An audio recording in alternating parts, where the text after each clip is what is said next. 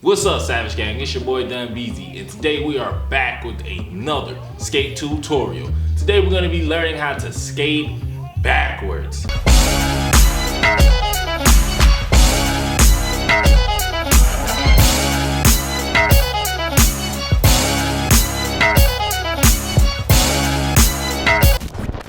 Well, if you like my content so far, you want to see some more skate tutorials, please like, please subscribe, because I'm going to be doing a lot of skate tutorials.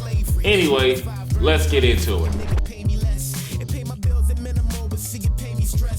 Step number one of skating backwards is understanding how to move from stopping and go backwards. What I do is first, I'll have my feet straight, shoulder width apart. I bend them in, and then I do a circle backwards. It's like two waves.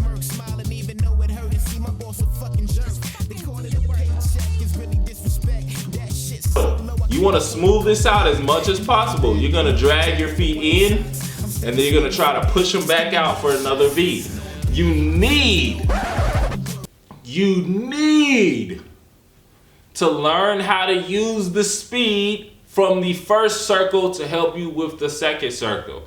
Build momentum. There's a couple of drills that I like to use to help me skate backwards. Drill number one, and honestly probably the most important drill. You're gonna go to the wall, put your hands on the wall, and then I want you to practice putting your feet into a V and making just one wave back and one wave forward. One wave back and one wave forward. When you feel comfortable making one wave back and then one wave forward, I want you to come off of the wall, stand up straight, and then you're going to practice making one wave back and then going one wave forward without the wall. Part three of the drills. You're gonna go back to the wall. You're gonna do a small push off the wall. This is to show and this is to simulate what it's gonna be like when you turn around to go backwards. And now you're gonna try to do two circles backwards and then two circles forward. That is all skating backwards is. You use a little bit of the speed that you have going forward, you turn backwards, and you use a way to push off the ground and move yourself backwards to move backwards. And that's basically it. So common misconception about skating backwards, number one. Skating backwards is not walking backwards. Your feet are not your skates. Your skates don't work like your feet. And you can't do things that help you move on your feet to move on your skates. In order to move backwards, you have to understand how to push off the ground and move backwards. In the V, push to make that circle going backwards.